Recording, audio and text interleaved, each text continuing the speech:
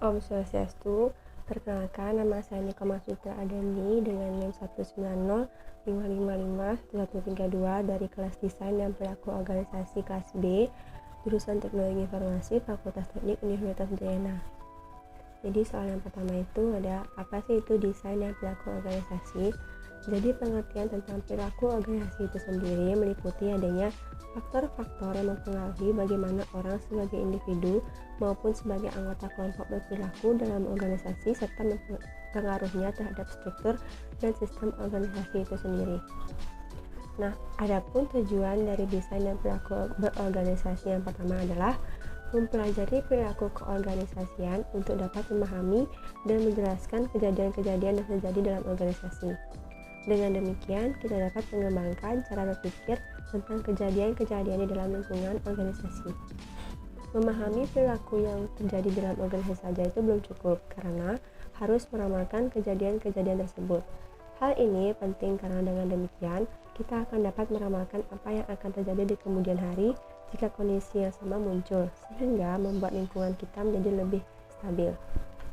Nah, selanjutnya itu ada tujuan yang paling penting dalam mempelajari perilaku organisasi adalah mengendalikan perilaku-perilaku dalam organisasi.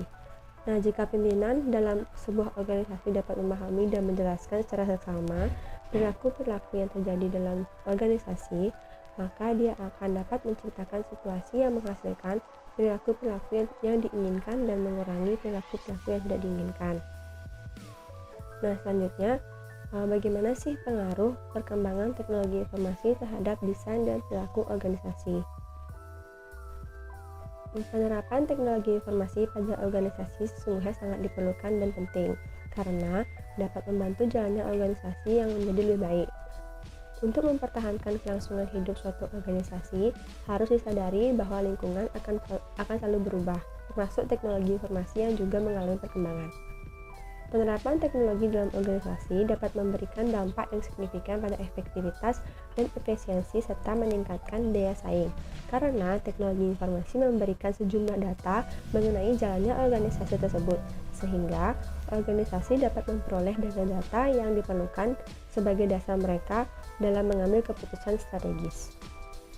Kehadiran teknologi informasi memberikan banyak manfaat bagi organisasi, seperti mampu meringankan aktivitas organisasi yang kompleks, serta menghasilkan informasi yang dapat dipercaya, relevan, tepat waktu, lengkap, dapat dipahami, dan teruji dalam rangka perencanaan, pengendalian, dan pengambilan keputusan. Selain itu, efisiensi operasi organisasi dan kinerja organisasi juga dapat ditingkatkan. Akibatnya, organisasi dapat tetap bertahan dalam era informasi serta mampu menghadapi persaingan pasar global.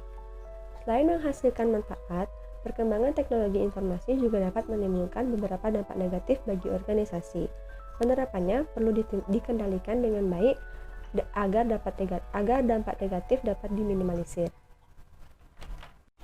Lanjut ke soal nomor 2 itu adalah perbedaan kepemimpinan dengan gaya kepemimpinan. Nah, dapat diartikan bahwa kepemimpinan adalah kemampuan untuk mempengaruhi suatu kelompok ke arah tercapainya tujuan. Kepemimpinan juga dapat didefinisikan sebagai proses mempengaruhi aktivitas seseorang atau kelompok untuk mencapai tujuan dalam situasi tertentu. Secara esensial, kepemimpinan merupakan upaya pencapaian tujuan dengan dan melalui orang-orang.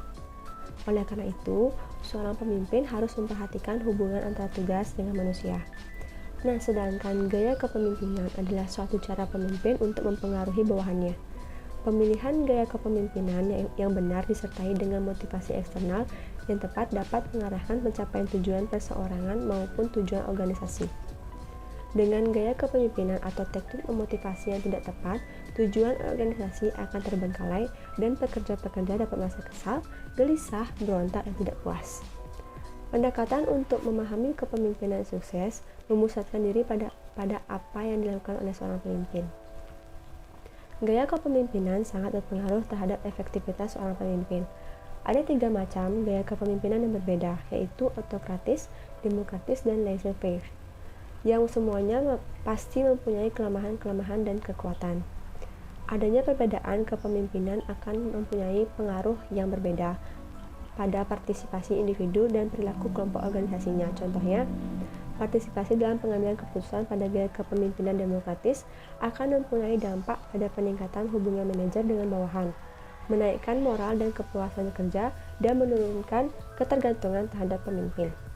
Tetapi, kadang-kadang hal ini menimbulkan kerugian dan menurunnya produktivitas dan sulit mengambil keputusan yang dapat memuaskan semua pihak.